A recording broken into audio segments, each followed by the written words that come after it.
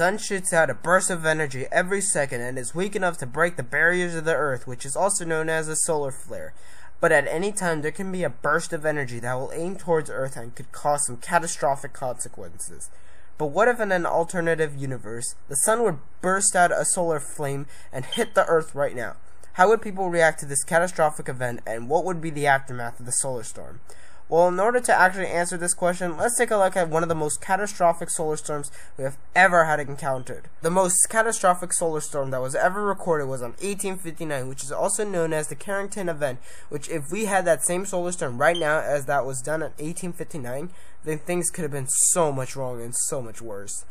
If this same solar storm were to strike the Earth, then the first thing that would happen is that we would all be warned that a solar storm would head towards Earth, and let's say that anyone obsessed with their Instagram and Snapchat, well, we would only have a max of 15 hours until our lives are basically over, considering how most kids are relying on their social media, in which this solar storm would basically destroy communication with technology.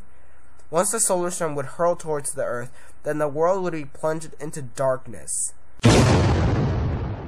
Well, the aftermath would end up being that credit cards would freeze, freezers would stop, cars would stop working, planes would fall from the sky, computers would shut off, water would stop pumping, and during winter, we wouldn't even be capable of the cold temperature.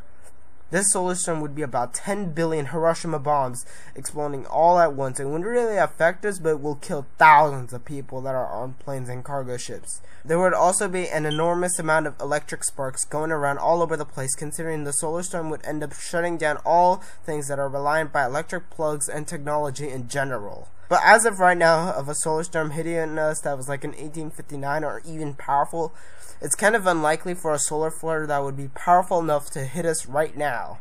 And that is it for this parody. So I hope you guys enjoyed this parody, I guess, and what the...